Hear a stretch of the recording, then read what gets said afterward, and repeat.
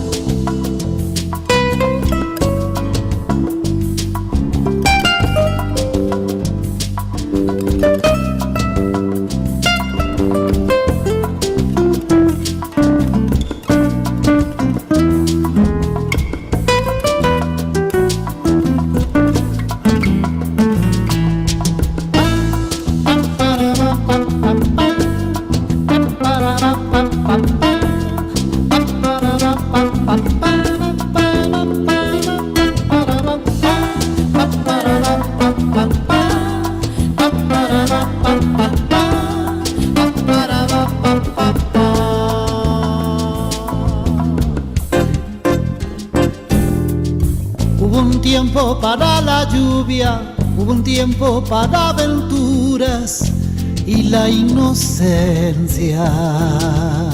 Hubo un tiempo para la magia, cabalgando sobre caballos de madera.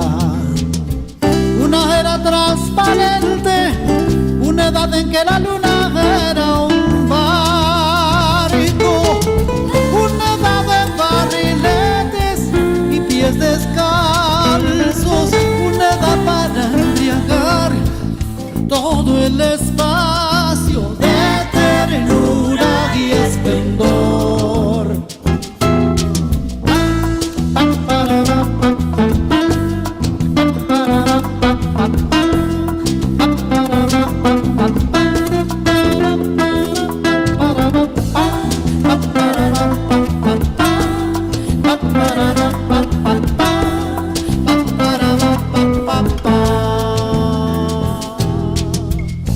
Tiempo para crecer dentro del territorio inmenso de la infancia. Luego nos vamos por la vida sin ternura ni caballitos de madera. Una era transparente, una edad en que la luna era un barco, una edad de barriletes y pies descalzos, una edad para embriagar todo el espacio de ternura y esplendor. Una era transparente, una edad en que la luna era un barco, una edad de barriletes y pies descalzos, una edad para embriagar todo el espacio de ternura y esplendor.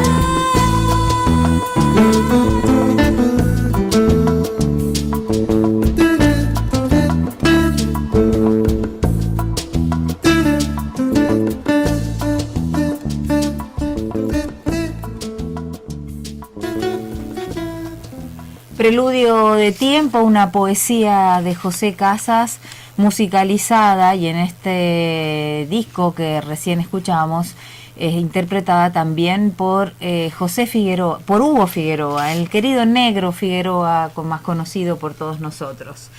Lo pusimos para darle la bienvenida a José. Qué mejor que recibirlo en los estudios de Radio Nacional con su poesía musicalizada. ¿Cómo te va, José? ¿Cómo estás? Muy bien. Lamento no haber venido el martes, que iba a venir, pero me sentí muy mal. Fue después de la muerte de Víctor, entonces yo creo que todo eso me afectó una serie de cosas. Y bueno, la verdad que hayas puesto ese disco hace años que no lo escuchaba, la musicalización de Negro Figueroa me ha conmovido, la verdad que sí, ¿no? me ha recordado, bueno, los dos hemos recordado aquellos a ese tiempos, tiempo que fue tan luminoso, sí, en algún sentido, ¿no? Sí, a lo que se refiere José es que el día martes posterior al fallecimiento de Víctor Nobre, estaba invitado José justamente para que lo pudiéramos recordar a Víctor, para que le rindiéramos homenaje por lo que ha sido su presencia, ¿no? Tan fructífera, tan importante como poeta, como artista de la orfebrería y como amigo, básicamente, ¿no? Quienes hemos tenido la posibilidad de conocerlo, de compartir con él, algunos más de modo más cercano que otros, pero ninguno puede soslayar la calidad humana de Víctor, ¿no? Y José, justamente, creo que sos uno de los poetas, uno de los amigos que ha compartido con él, ¿no? Presentación de libros, espacios de creación, sí, y de emoción con la poesía. Sí, con Víctor hemos dado juntos varios recitales de poesía, algunas veces con Reina Domínguez, otras veces con Ricardo Trombino, en digamos recitales que preparábamos, más allá de los encuentros de poetas y de recitales así de entre todos, ¿no? Sí. Y bueno, esto implica todo una amistad, un respeto mutuo. Y cuando él se enferma y después, digamos, lo operan, vuelve a caminar, hay un esfuerzo, el año pasado hizo un esfuerzo, una voluntad de Víctor de levantarse de su enfermedad, de esa situación terrible que había pasado, y es el momento en que hacemos un recital con Ricardo y los tres, Víctor y yo, que estaba lleno de gente, la verdad, porque pienso que la gente fue para verlo a Víctor, para acompañarlo a Víctor, y luego publicó 2 libros, que en uno de ellos lo presentó Ricardo y el otro unos pocos días después, que lo presenté yo, se llama El Niño y el Dragón. Y digamos ahí en ese libro, que es un poco autobiográfico de Víctor, hay esa idea, hay una idea de que el dragón es algo que lo está amenazando, es la enfermedad, es amenaza de la muerte, digamos. Y todos nos damos cuenta, y yo que tenía que presentarlo también, pero no, digamos, de alguna manera había que decirlo y no decirlo a la vez. Por eso, esa presentación, que fue más, lo que yo hice fue más una interpretación de poesía, ¿no? Decía: el niño y el dragón, el niño y el mar, el niño y el viaje, el niño y el puerto, el niño y el dragón del mal, el dragón del bien y otros dragones. Y esto es porque este libro del niño y el dragón es él, en realidad. Es un libro de poesía autobiográfico, y esto de el mar, es imposible separarlo a Víctor del Mar. El poeta navegante. Claro, poeta navegante, venido de Portugal, y llega, entonces en 1955 llega a la Argentina siendo un niño, tendría 4 años, porque teníamos la misma edad con Víctor. Viene con su familia empujados por la larga y eterna dictadura de Salazar en Portugal. Acá tienen unos parientes, en Buenos Aires los esperan y parten en un vehículo hacia Córdoba. Claro. En el camino se encuentran con una columna del ejército, porque se trata de un golpe militar, el de 55. Y digamos, hay un enfrentamiento en el camino. Ellos van entre las fuerzas que van por la ruta y otras fuerzas que los militares, digamos, que los enfrentan, y entonces ellos tienen que dejar el auto aún en la banquina y salir corriendo por el campo.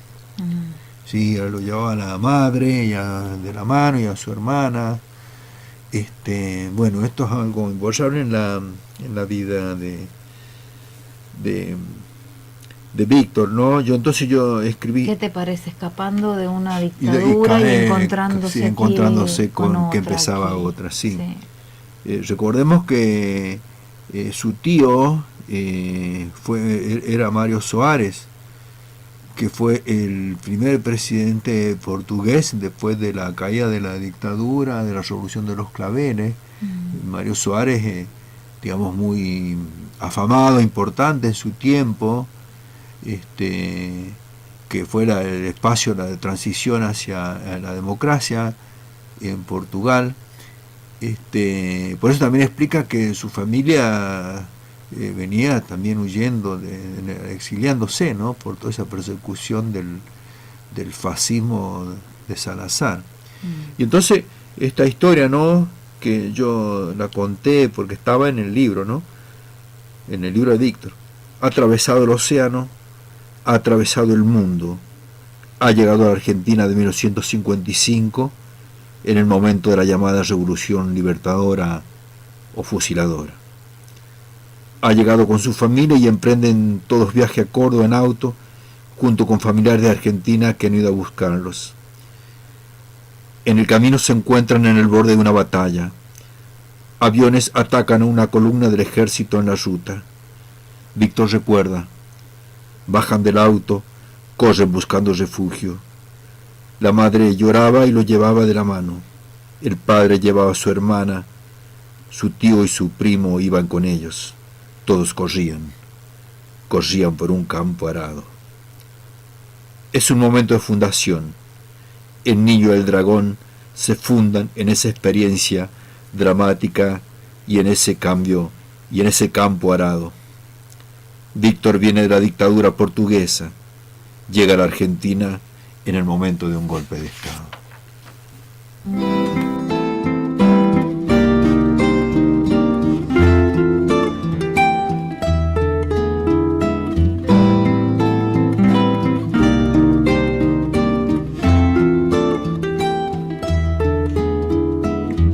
Hay golpes en la vida tan fuertes, yo no sé, golpes como del odio de Dios, como si ante ellos la resaca de todo lo sufrido se posará en el alma.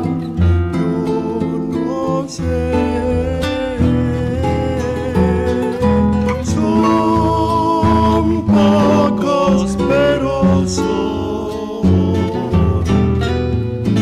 abren zanjas oscuras en el rostro más fiero y en el lomo más fuerte.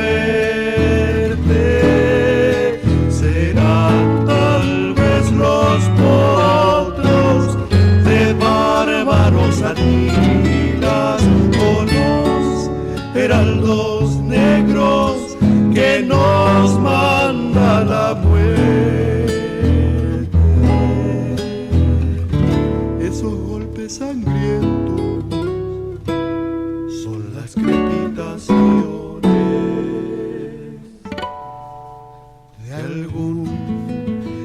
que en la puerta del horno se nos quema.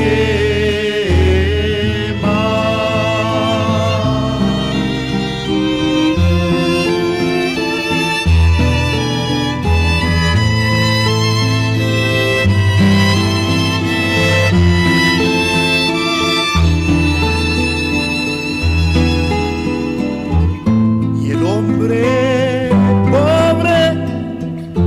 pobre vuelve los ojos como por sobre el hombro, lo llama una palmada.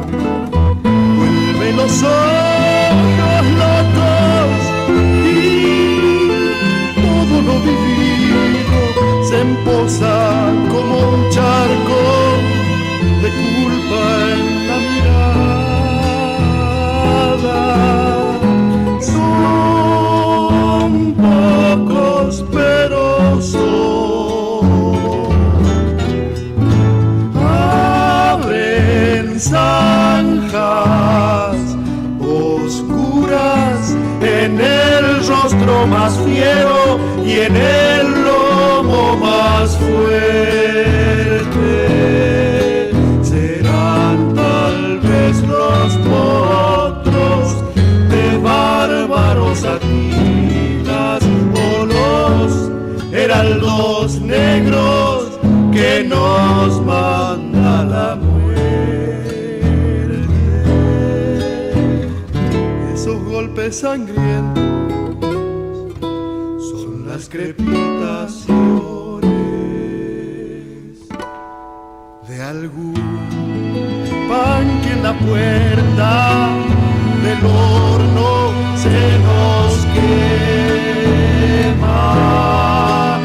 Esos golpes sangrientos son las crepitaciones de algún pan que en la puerta del horno se nos quema.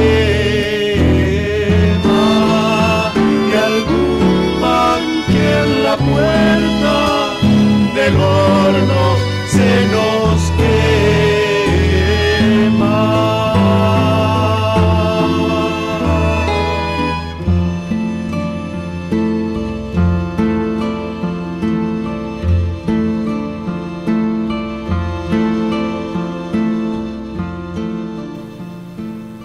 Los Heraldos Negros, tremenda poesía de César Vallejo, musicalizada, increíblemente musicalizada por Hugo Figueroa, interpretada por el dúo Capayán, Daniel Chato Díaz y Marcelo Pájaro Caballero, dos hachalleros que dejaron testimonio de su obra en un disco que se llama Canción Cordillerana. Bueno, la verdad que en un momento estamos reuniendo como varios profetas en su tierra, ¿no? Chato Díaz, el Pajarilla, Hugo Figueroa poniendo música y aquí José Casas con nosotros esta tarde, recordando en esta primera parte del programa a Víctor Nobre. Sí, Rosita, hablamos recién de este libro y el significado del dragón, los varios dragones que hay en esta poesía de Víctor. Y el dragón es esa bestia fabulosa, pero un dragón del bien, un dragón del mal. Y decíamos ese momento que Víctor se encuentra con ese combate entre Fuerzas Armadas en Argentina, llegando a nuestro país. Transitan los ejércitos por los caminos, decía yo en la presentación de su libro. Siempre fue así. Víctor tiene 5 años. Está allí el dragón enemigo que debe combatir y debe aprender a ser poeta. Y debe hacerse hombre para después volver a combatir contra el dragón. Pero, ¿qué es el dragón? Si es posible configurarlo. ¿Qué es ese ser indescifrable? ¿Es la sombra? ¿Es la oscuridad que se cierne? ¿Qué es el dragón al que Víctor vence y entonces se marcha, pero que regresa después?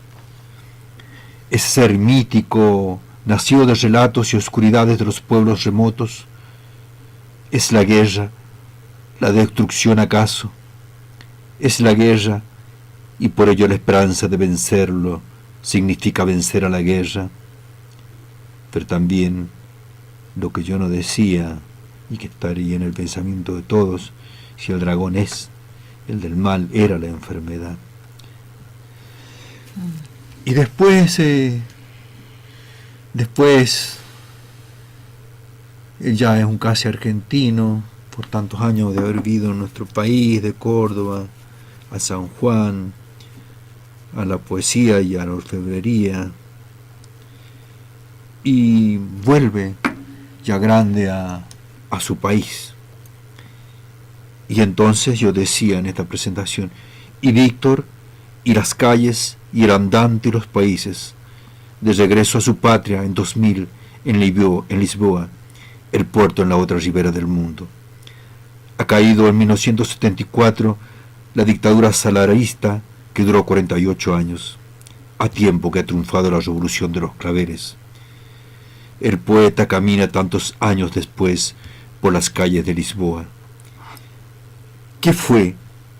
¿Qué ocurrió en cada esquina, en cada habitación, en cada casa, mientras el niño que se había hecho hombre anduvo como errante, como vagabundo de mares y territorios en otras calles, en otras habitaciones? ¿En qué lugar, en qué rostro, en qué mirada estaba la respuesta, estaba la palabra que podía permitir encontrar el sentido de la vida? Porque ¿quién sabe cuál es su destino y cuál es el sentido de la vida, si no es que vamos a buscarlo a través de la misma vida?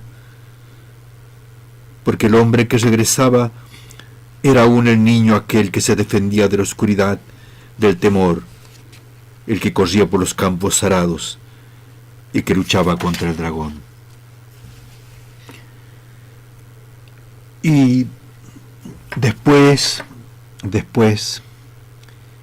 siempre habrá mar y barcos y travesías y pájaros y amores en la poesía de Víctor. Siempre habrá partidas y regresos. Nunca se detendrá el corazón humano. Y la nostalgia, y la saudade, y la melancolía, esas enfermedades inexplicables de los poetas, esas tristezas, esas ausencias que los alarman, que atraviesan la vida. Pero, ¿quién habita en cada palabra? Detrás de cada verso, ¿quién habita sino el niño que se ha hecho hombre, el hombre de orfebrería y poesía, de mares y navegaciones, de pájaros y muñones? Un fado para Víctor, un fado para esa otra tierra, un tango para Víctor, un tango de esta otra tierra.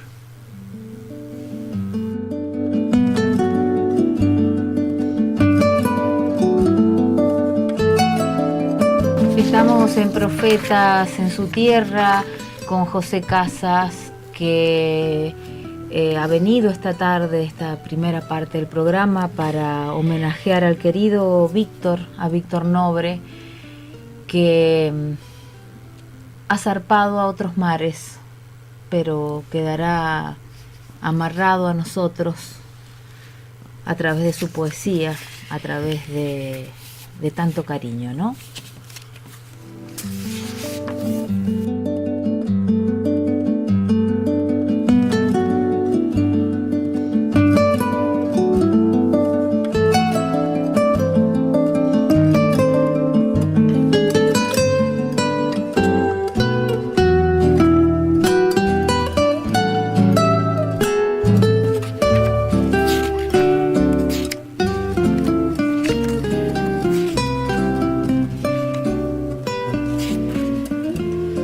Bueno, a ver si podemos superar este momento de profunda emoción, y para que empecemos a hablar de José Casas, de su obra, de su importantísima trayectoria poética y creativa. Vamos a dar la vuelta de página escuchando a un poeta de su tierra, que es don Buenaventura Luna, musicalizado y en este caso interpretado, no musicalizado, sino interpretado por el dúo Capayán, también jachalleros.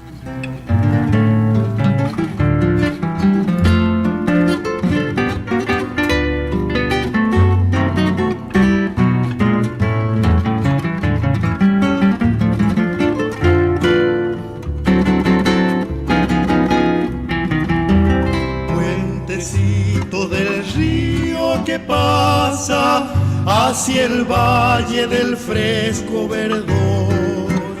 Cuántas veces salir a su casa a besar de sus labios la flor.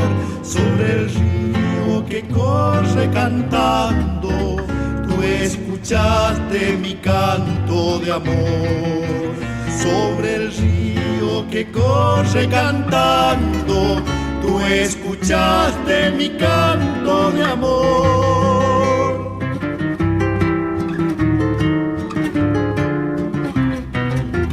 Viejo puente de piedra entre las flores de mis selvas y sierras del Chañar, ya no estás como entonces sobre el río que 1000 noches platearon las lunas al pasar. Roto el puente ya no podré llegar con mis versos, mi copla y mi canción hasta el rancho en que vive la más bella, la dulce paisanita que adora el corazón.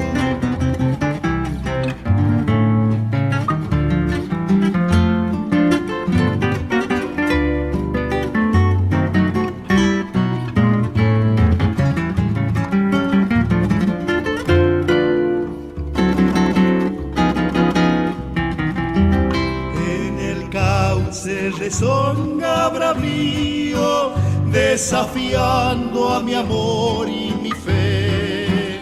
Pero yo he de vencer a ese río, otro puente sobre él tenderé. Y otras noches cantando, cantando, paisanita a tu lado volveré. Otras noches cantando, cantando, paisanita a tu lado volveré.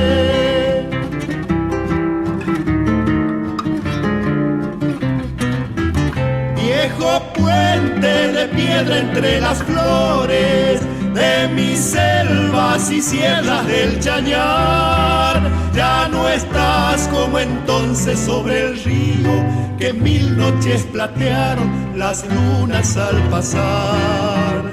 Roto el puente ya no podré llegar con mis versos, mi copla y mi canción hasta el rancho en que vive la más bella, la dulce paisanita que adora el corazón.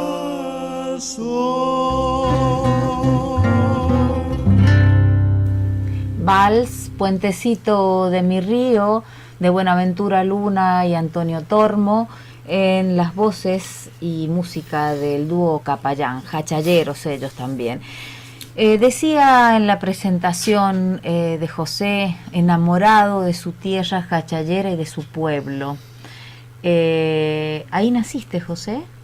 Ahí ¿O ahí te has criado o has pasado gran parte de tu infancia? Ahí he nacido en lo que todavía le llamamos nosotros la villa de Hacha. Y he vivido hasta los 8 años. De ahí ya mi familia ya se había venido a San Juan, a mí me dejaron 2 años con mi abuela, después vine para acá. Y bueno, y viví en San Juan hasta que ya grande, un día me planteé, bueno, pero yo no soy de acá, yo vivo acá, pero yo soy de otro lado, tengo que ir a buscar mis raíces. Y ahí empecé a volver a mi tierra, y fue un largo proceso de encontrarme con mi tierra, de hacerme conocer, porque al principio me conocían por mi papá, por ser hijo de mi padre, ¿no? Después, bueno. ¿Vos tenés recuerdos de esos primeros 8 años que viviste ahí sí, en Cachal sí, con tu abuela? Sí. Claro, los recuerdos de la infancia marcan indeleblemente en toda la vida. Sí, es un lugar mítico de la infancia y de la casa natal, como ese lugar que es un territorio especial, ¿no? Y un territorio de la infancia, el territorio azul de la infancia. Sí. En ese valle que es azul, ¿no? Valle de Cachal. Sí. ¿Y cómo empezó tu necesidad de expresarte a través de la escritura, a través de la poesía? Y primer momento que tengo recuerdo ahí en Cachal, siendo muy niño, en primer grado superior se llamaba en aquel entonces, es decir, después del jardín de infante,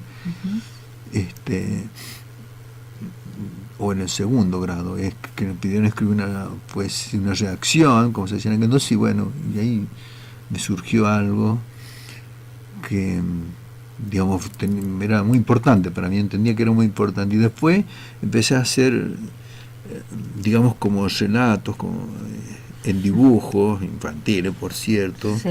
Una historia interminable de unos personajes ahí, ¿sí? Como historieta, porque la historieta en aquel tiempo, no se habla de cómic, de Paturucito, de Paturuzú, digamos, eran muy importante, ¿no? Como forma de comunicación y de consumo popular, ¿no? Sí. Bueno, entonces por ahí uno aprendió de ahí también a incorporar el relato, pero después una fuerza, es algo interior que se va desarrollando en el resto de la vida y que no hay que pensar, como dicen algunos idealistas, digamos, de que la poesía lo escribe uno, no, uno escribe la poesía, es una fuerza interior, pero uno también tiene que trabajar mucho, muchísima lectura, hay que leer a todos los autores, en cierta etapa uno los copia, los imita, pero bueno, es una etapa, después va perfilando su propia escritura, su propia palabra. Hay que escribir muchísimo, hay que escribir un libro 15 veces y hay que esperar 15 años para publicar, porque no hay que publicar el primer libro de muy joven. Leer y releer y autocorregirte o autoobservar esa obra para recién decidir publicarla, sí. Es todo un proceso que forma parte del proceso de la escritura, digamos que a veces es como menospreciado, mirado en menos, lo que más se considera es como la inspiración y el momento de la producción, pero luego la corrección es elaboración, digamos, del primer también. Texto al último texto, digamos, hay un enorme trabajo y no se pueden comparar, ¿no? Por ahí tanto trabajar, en algunas cosas se pueden perder, digamos, por otro lado aparece otra riqueza, ¿no? Hay una pérdida y una ganancia en ese proceso.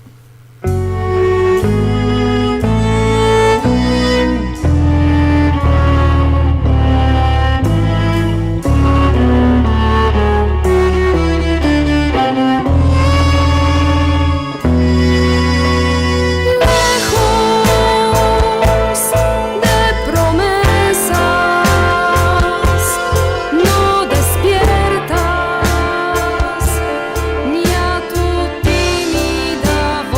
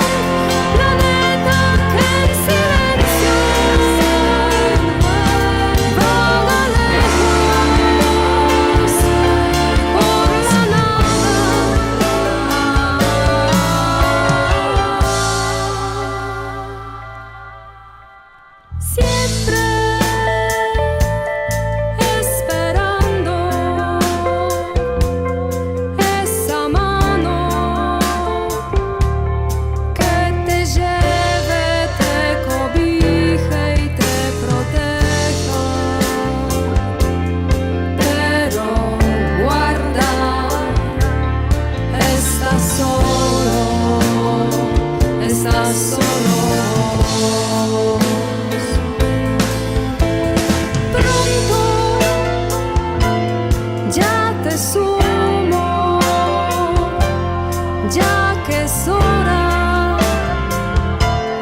de que sepas en amarte como nunca. En el viaje de la tierra alrededor del sol.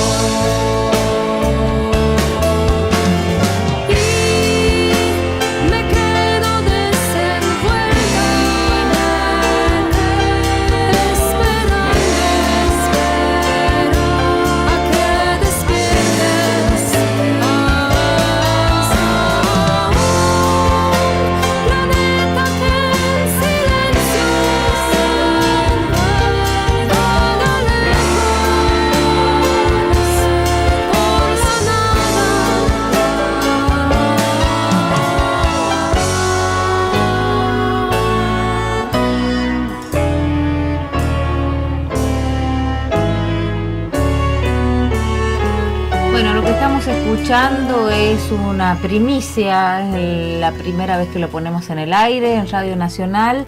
Es el tema que se llama Lejos, es la letra y la música de Tito Oliva y forma parte de una selección de 12 temas que están en su último disco que se llama Abriendo Caminos en tu Corazón, disco grabado en el estudio del Hornito, que va a ser presentado el próximo viernes, no el próximo porque sería mañana, sino el último viernes de octubre va a ser presentado en el auditorio. Ya le vamos a ir contando quiénes participan en este disco y vamos a ir degustando algunos temas para que se queden con ganas de ir a escucharlo en vivo ahí al auditorio.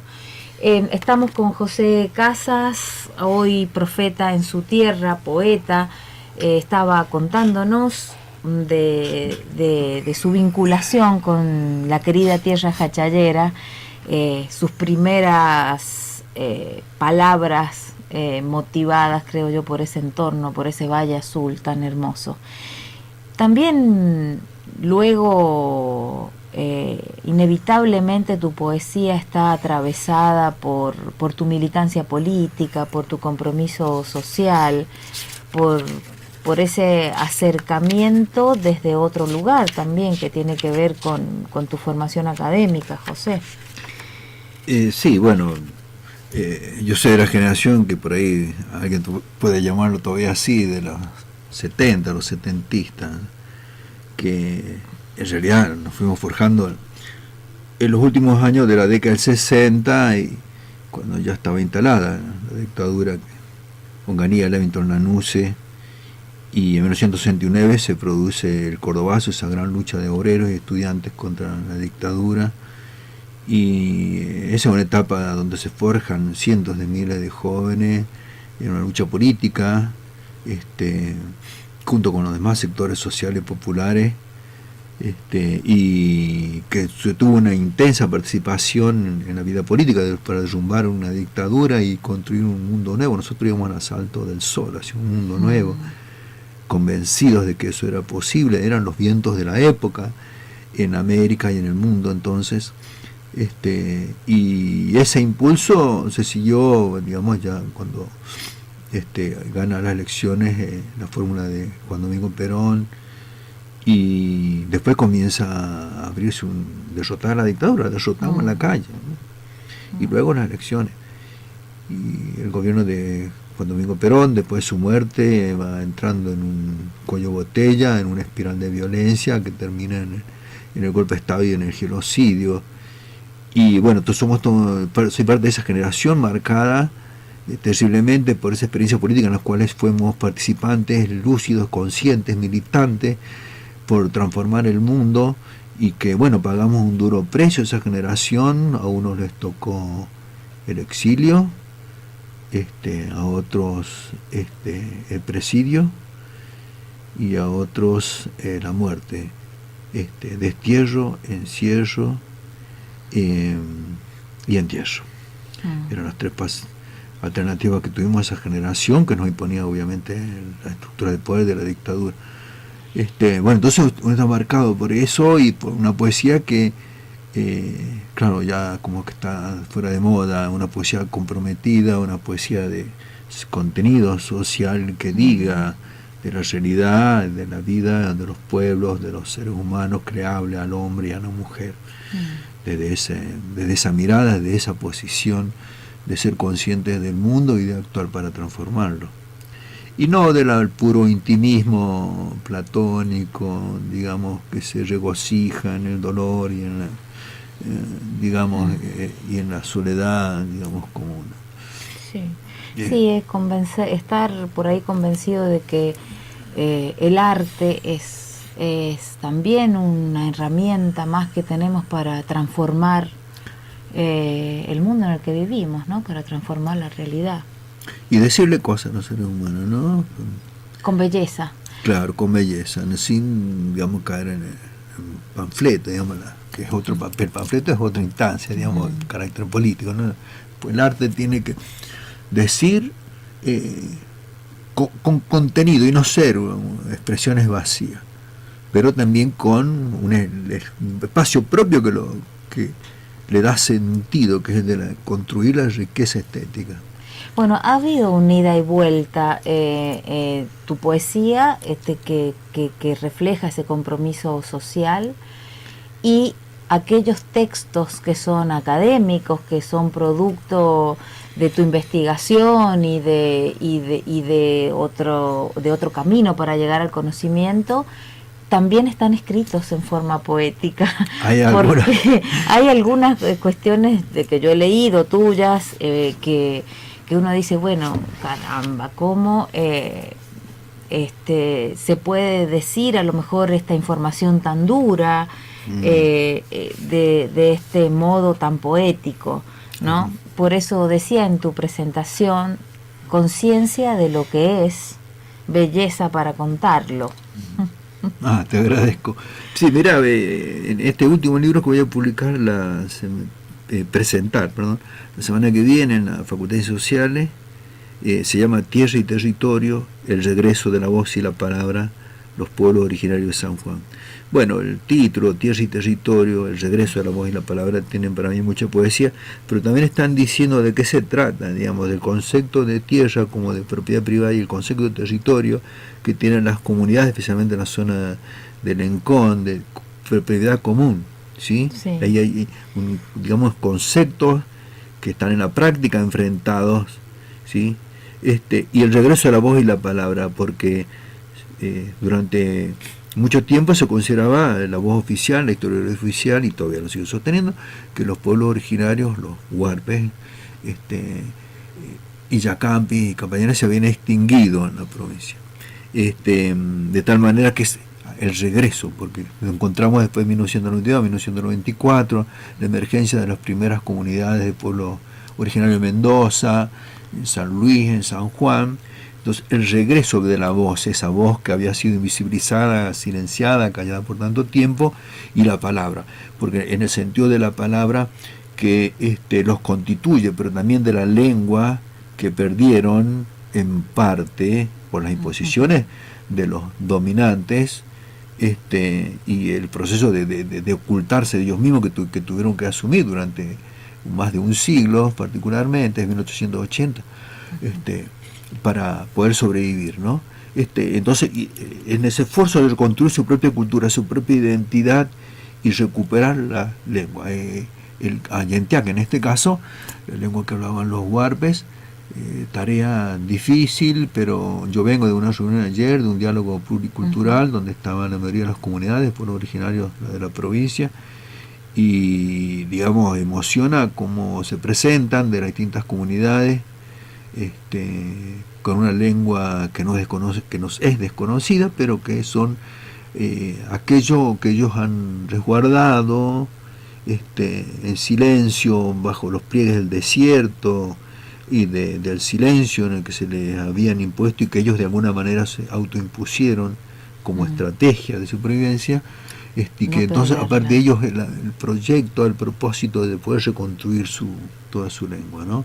Qué Es enorme el importante. proyecto. Sí, sí, bueno, para quienes nos están escuchando y que lo hemos presentado y lo hemos convocado a José como poeta, la idea de este espacio es también poder conocer a nuestros artistas locales, a nuestros hacedores culturales, más allá de su obra, ¿no? En este diálogo más distendido aquí en la Siesta de San Juan. José es doctor en Ciencias Sociales, así es que, bueno, por eso estamos refiriendo estas precisiones sobre el conocimiento de nuestras comunidades y también vinculándolo con su poesía. Se nos va a acabar el tiempo y a mí me gustaría, si tenés ganas, José, de compartir alguna poesía tuya. Tiene varios libros publicados, José, de poesía específicamente. Ha estado hace poco en la Feria del Libro participando del Festival Internacional de Poesía en Buenos Aires.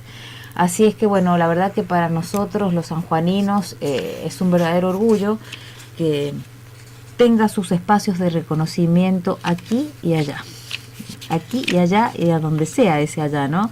Que puede ser Buenos Aires, puede ser Chile, pueden ser otras provincias, otros lugares. Has andado compartiendo, ¿no? Tu He andado, sí, por- la poesía por es varios eso, ¿no? lugares. Andar por los caminos donde se encuentran los poetas y compartir eso de la lectura de poesía. Bueno, para el 4 o 5 de noviembre esperamos hacer un encuentro de poetas, van a venir unos 4 poetas chilenos. Y bueno, va a ser un encuentro, también queremos hacer un homenaje a Víctor. Encuentros en el Oeste fue un espacio muy, impulsado por Víctor. Víctor, sí, durante 10 años Encuentros del Oeste, sí. hizo estos encuentros, un gran esfuerzo, Víctor, y bueno, llegó un momento, dice, bueno, ya estoy está. cansado, Tome la bueno, que posta alguien lo otro. tome, la verdad que ninguna lo tomó, pero fue muy importante toda esa época y el tremendo trabajo de Víctor, ¿no? Cada año era un gran esfuerzo. Bueno, como se nos acaba el tiempo, como decía, Sí. hay un libro que se llama El libro de los pueblos y hogueras, que tiene 4 partes, así que digamos dentro de la poesía.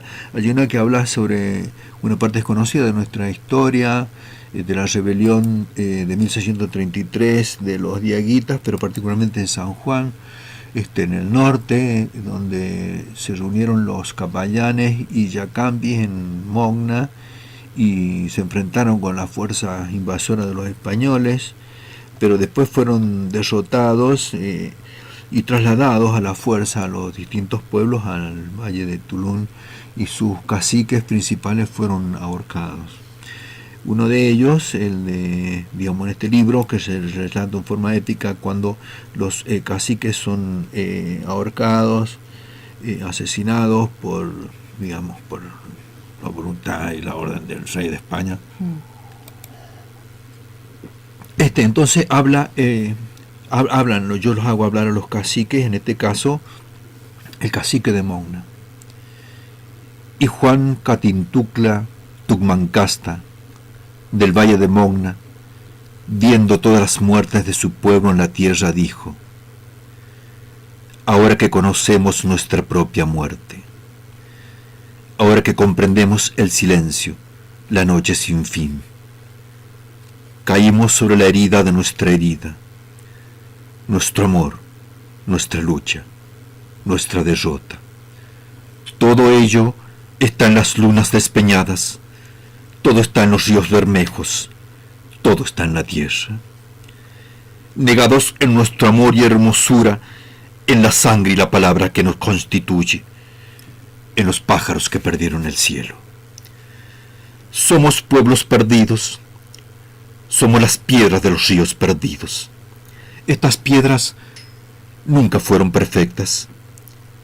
Ninguna de estas piedras será leída como piedra. Ninguno de estos ríos será confundido con la sal. Nada tenemos sino arena y territorios lejanos. Los signos agrietados de la piedra contienen la historia de nuestra sangre. estaremos en la tierra y en el aire, en las montañas y ríos, al fin, emancipados. Campo de estrellas, mi corazón arrodillado y tu corazón conmovido. Lejanas hogueras rojas de agosto, estrella derrocada en las cumbres, piedra despeñada en el vacío, guanaca preñada dando saltos, noche de aterradora belleza, luna partida en los huesos. Los fuegos que se apagaron en la noche, los fuegos que no llegaron hasta el alba.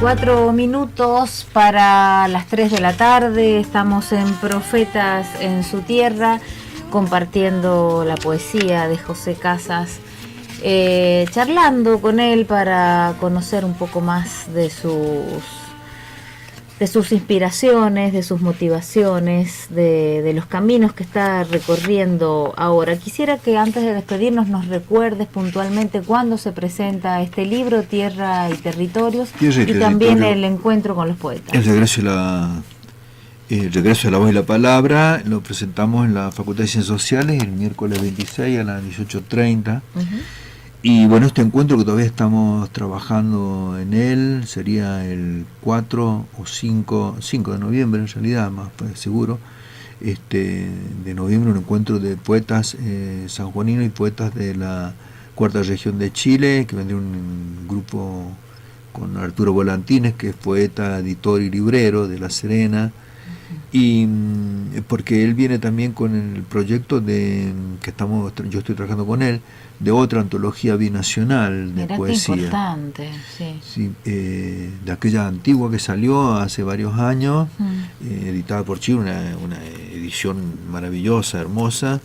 Bueno, ahora se está trabajando entonces en otra edición un poco más amplia, en otro libro, digamos, nuevo, distinto, con 20 poetas de cada lado. En el original eran 10 y 10 de cada lugar. Y bueno, la poesía que nos hermana y que ahora vuelve digamos, a tener varias actividades poéticas. Nos vamos a despedir con otra poesía tuya, José, si te parece. Sí, y también de alguna manera con poesía, no sé si es poesía o qué, pero es la letra de su música. Tito Oliva, que acaba de sacar del horno este disco que se llama Abriendo Caminos en tu Corazón. Vamos a despedirnos con el último tema de este disco, que se llama ¿Cómo ves? Y bueno, ya en estos días vamos a ir compartiendo más música del último trabajo de Tito.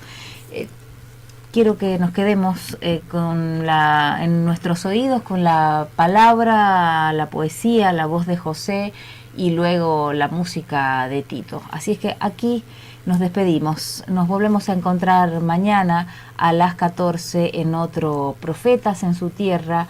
Y esta tarde estuvo Santiago Agüero en los controles técnicos y puesta en el aire. Vamos, José.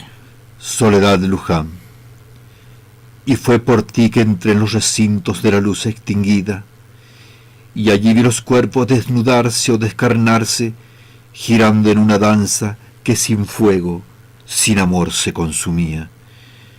Y Soledad Luján era tu nombre cuando te vi bailando bajo las falsas luces del espectáculo, y vi que la noche te tenía aprisionada, y las luces y la música y el espeso humo de los cigarrillos y el alcohol y los gestos y los cuerpos que deambulaban y las palabras que eran todo, que eran nada, que eran la noche, esas tiendas que giraban en torno a la danza.